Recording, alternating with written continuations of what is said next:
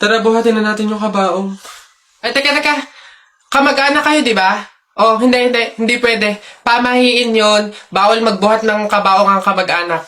Yung iba na lang. Kayo na lang magbuhat dito. Yan, kayo. Ay, kami po. Ay, hindi po. Kamag-anak po ako. Pamangkin po ako niyan. Ay, ako rin po hindi kasi ninang ko po yan eh. Kamag-anak din po ako kasi kapatid po yan ni Papa. Ganun ba? Kayo. Kamag-anak ba kayo? Kayo na lang magbuhat nito, sige. Ay, kamag-anak ko din po. Tita ko po kasi yan eh. Ako naman, kapatid. Lalo na po ako po yung anak eh. Siya. Paano yan? Wala tayong magagawa. Kailangan sundin yung pamahiin talaga. Siguro, iwan nyo na lang yan dyan. May magbubuhat naman siguro kusa yan. Iwanan nyo na yan dyan. Ayaw nga po, dapat talaga sundin yung pamahiin. Baka kasi may mangyari pang masama. Sige po, iwan na lang po natin yan. Tara na. Bye, Nay. Bye, Tita. Nak! Happy birthday! Ay, Nay, thank you po. Paano yung celebration ng birthday ko? Ikaw, ano bang gusto mo? Gusto mo maghanda tayo ngayon? Gusto ko sana, Nay, lumabas kaya tayo. Kain tayo sa restaurant ni na tatay. Anak, pasensya na kasi pamahiin, di ba? Bawal daw lumabas yung may birthday kasi baka mapahamak. Paano yung celebration ng birthday ko, Nay? Wala tayong magagawa, anak, kundi kami na lang siguro ng mga kapatid mo at tatay mo yung lalabas. Diyan ka na lang siguro muna sa bahay, oo. Kami na bahala sa celebration. Sige.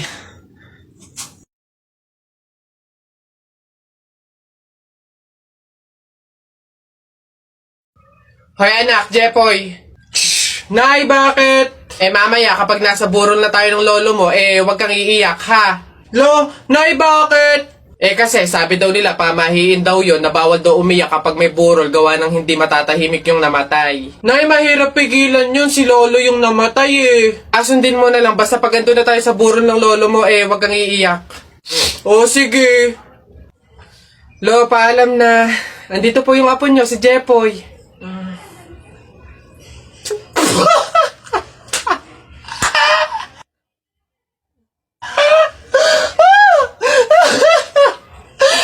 Basta kahapon, pumunta ka. Aray! Nakagat ko yung dila ko, ang sakit. Hala! Bigay ka ng number, bilis! Ha? Number 4. A, B, C, D. Hala, letter D. Ibig sabihin, iisip ka ni letter D. Si Dodong yan yung crush mo? Nay! Hindi naman. Hindi ko na naman crush yun. Asim-asim ni Dodong ikaw nga, tinan mo yung yung ilong mo nagpapawis.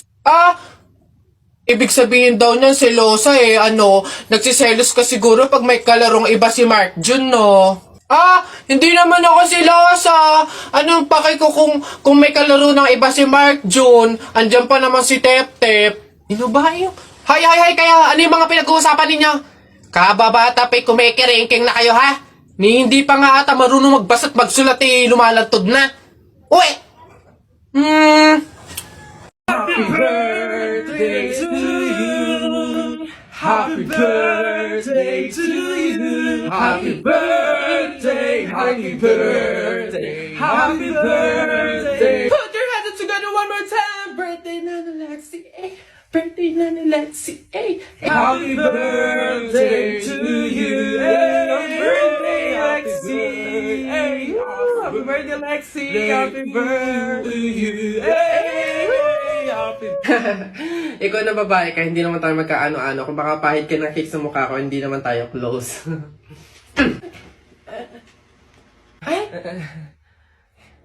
Si Kuya naman hindi mabiro. Komedyante ako Hindi mabiro to. Sige, sorry.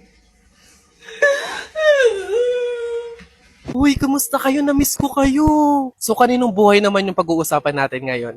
Ay, yung kay Bernadette, buntis. Alala mo yan? Yung kaklase natin na matalino at tahimik lang. Yung guard na nagpapakit sa kanya nun, siya ang tatay. For sure yun. Di ba bet niya yun dati? Bakla ba yun? Hindi babe. Ang narinig ko talaga, sabi, nakipag-break siya sa jowa niya ngayon na mahal siya. Tapos bumalik siya dun sa ex niyang parang tubo. Meron akong bet dun sa kabilang table. Tignan mo, hindi daw nakapagtapos yun. After ng graduate, hindi na daw nagtrabaho, tambay lang daw yun sa kanila. Pipicturean mo ko para kunwari may pera. Papost ko to, magpapapansin ako sa dati kong friend. Ayun. Ayun ho. Ayan, magandang hapon po sa mga viewers natin dyan. Ano ho? Nandito po kami ngayon sa reunion ng aming pamilya. Eh, kung makikita nyo, ayan ho ang mga handa namin pagsasalu-saluhan mamaya. Eto nga ho, yung baboy na kinatay namin kagabi. Tsaka yung, uy! Kuya Alfred! Kaway naman dyan! Live tayo! Yan, ayos! Ayan ho, ngayon, kasama po namin makikita nyo dito sa live natin sa Facebook yung kamag-anakan ho, mga angkan, mga pamilya, mga pamangkin ho. Ayan. Magkakasama po kami ngayon sa aming reunion ng pamilya. Huh? Uy, Mare! Uy, Mare! Bakit? Eh, napapansin ko, ba't parang ang lungkot mo ngayon? Nako, Mare, minsan kasi naiisip ko kung makakapunta ba ako sa langit pag namatay ba ako, ganun. Sus, yun lang pala eh. Alam mo, may solusyon ako dyan sa iniisip mo. Ha? Solusyon? Ano naman yun, Mare? Eh, di ba mahiin? Alam mo, sabi kasi nila, 24 hours daw na bukas yung gate ng langit tuwing Pasko. So, kung sino daw yung namatay ng Pasko, eh, swerte daw yun kasi daw, diretso na daw agad sa langit yun. So, ano, Mare, tara na, let's G? Ha? Aba, sira. Ay, bakit, Mare? Ipatingin mo na yung utak mo. La, la, la. Ah! Hala! Oh! Ay, Boboy! Anong ginagawa mo? Hoy, Boboy! Masama kaya yung ginagawa mo? Bawal daw yun. Pamahiin daw yun eh. Hindi daw pwede magpatay-patayan kasi baka daw magkatotoo. Tumigil ka nga dyan, Jepoy! Ang ingay-ingay mo eh. Paano hindi ako magpapatay-patayan? Eh, may zombie, Jepoy, oh! Ayun, oh! Oo nga, zombie to! Ang pangit-pangit pa, mukha pang mabaho! Eh, wow, bastusan! Kayo mga bata pa kayo, mga judger na kayo, ha? Pulubi ako, hindi ako zombie. Ay, di sorry po!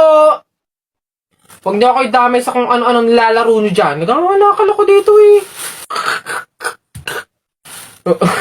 Eh, baka ito ang zombie.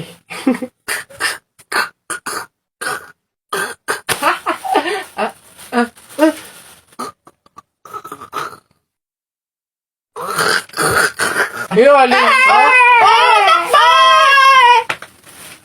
papasok na yung baby ko na yan. Punta ka na dun, dali anak. Upo ka dun sa tabi ng classmate mo. Dali, dali.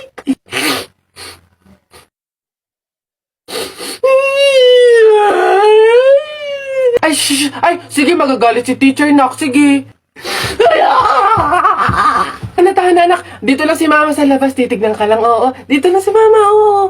Oo, dito lang ako. Sige na, dali. Dito ka lang? Oh, nak, dito lang si mama. Dito lang sa labas, titignan kita, ha? Oh!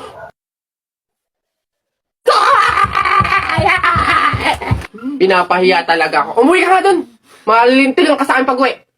Papasukin ko na lang po bukas po. Sige po. Okay, class. So, mat naman tayo ngayon. May 5 ibon. Binaril ko yung isa. Ilan yung natira? Juan. Wala po, ma'am.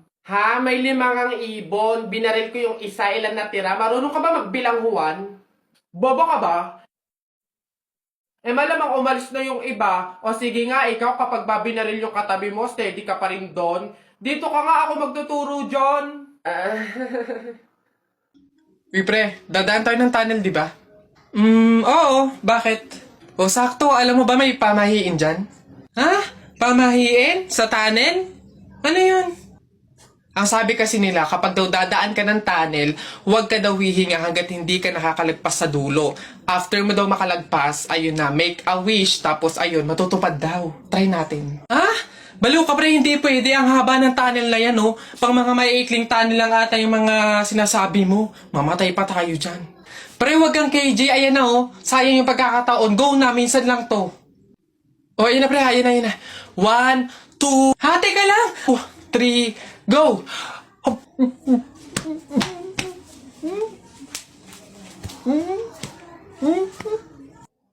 Ano ka ba? Lola. Nay, Hello po. Hello po. jowa ko nga pala. Ay, yan na pala ang jowa mo. Marunong kaya yung magluto.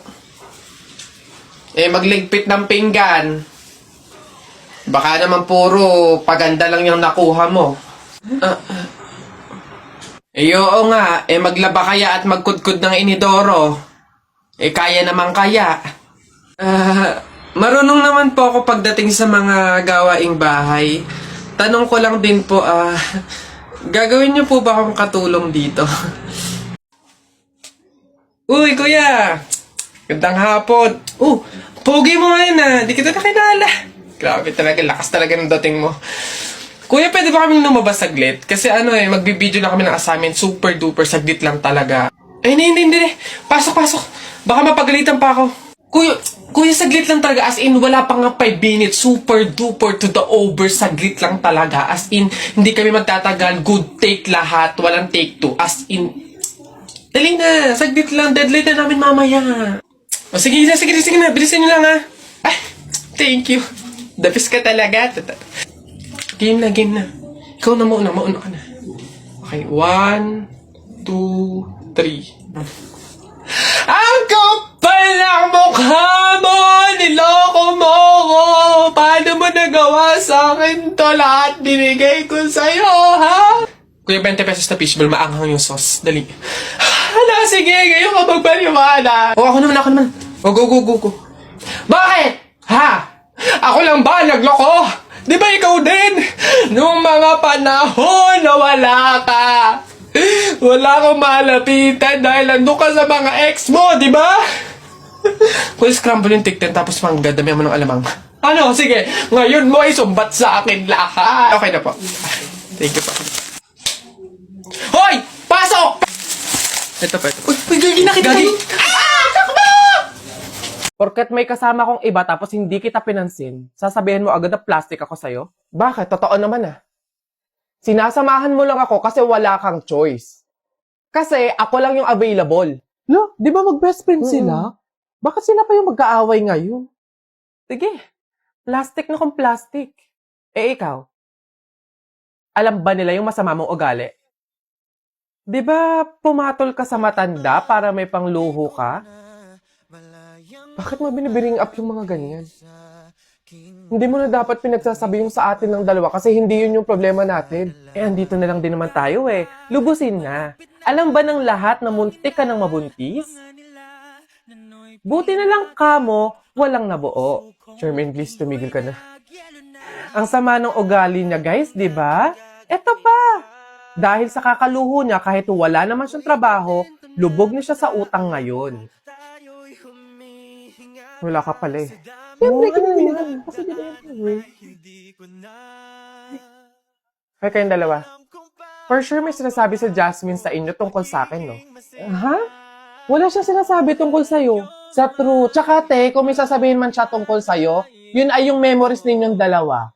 Alam mo bang sobrang miss ka na niya? Posible. Hindi ako naniniwala sa inyo, umami na kayo. Totoo yun, Charmaine. Oo, hindi ako naging mabuting kaibigan sa'yo. Hindi tayo nagkaintindihan. Pero hindi kasi yung sapat na dahilan para siraan kayo. Para ilabas yung pinagsamahan nating dalawa, mabuti man o masama. Ayoko kasi na magmumukha kang masama sa mga tao. Ayoko may masasabi silang masakit sa'yo. Alam mo kung bakit? Kasi kaibigan kita Paghiwalayin man tayo ng tadhana dahil sa mga pagsubok at problema ng isang pagkaibigan, kaibigan pa rin kita at mahal na mahal kita. Ang bisig, may kaba pa sa aking dibdib. Marinig lang ang iyong tinig, matutunaw din lahat ng nyebe.